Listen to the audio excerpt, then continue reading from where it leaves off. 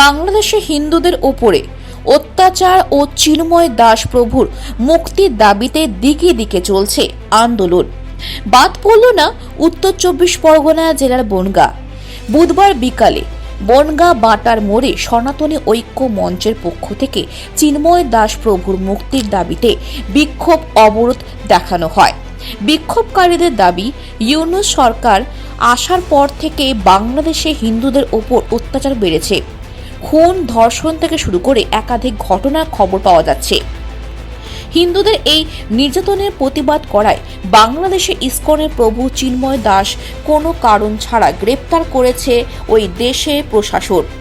অবিলম্বে চিন্ময় প্রভুর মুক্তি ও হিন্দুদের ওপর অত্যাচার বন্ধ করতে হবে, না হলে আগামীতে বৃহত্তর আন্দোলনে হুঁশিয়ারি দেন তারা। দেখুন যে আপনারা ইতিমধ্যে খবর পেয়েছেন যে কালকে চিন্ময় মহাপ্রভুকে যেভাবে গ্রেপ্তার করা হয়েছে এবং রাত্রিবেলায় তাকে অত্যাচার করা হয়েছে এবং গতকাল রাত্রে প্রায় 50 জন সনাতন হিন্দু ধর্মের অবলম্বী মানুষকে হত্যা করা হয়েছে এবং 950 জনের উপরে তারা আহত।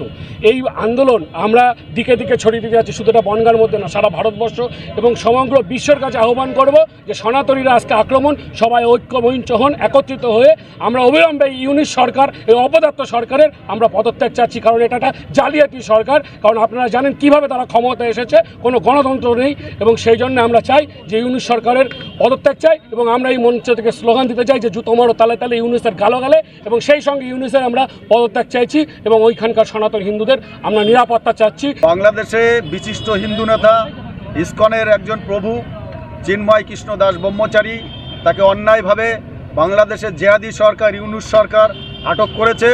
তার মুক্তির দাবিতে এবং বাংলাদেশ জুড়ে যেভাবে ইসলামিক তাণ্ডব চলছে, হাজার হাজার হিন্দুর ঘরবাড়ি লুটপাট, আগুন জ্বলছে, মঠ মন্দির ভাঙচুর চলছে এবং হিন্দুদেরকে বেছে বেছে হত্যা করা হচ্ছে, হিন্দু মা বোনকে ধর্ষণ করা হচ্ছে, তার প্রতিবাদে আজকে সনাতনী ঐক্য মঞ্চ এই বনগাঁ বাটার মোড়ে আমাদের এই বিক্ষোভ কর্মসূচি। এই দিন বনগাঁ বাটার মোড় থেকে মিছিল শুরু করে বনগাঁ মতিগঞ্জ ঘুরে ফের বাটার মোড়ে এসে রাস্তা অবরোধ করে বিক্ষোভ দেখাতে থাকে সনাতনী ঐক্য মঞ্চের সদস্যরা।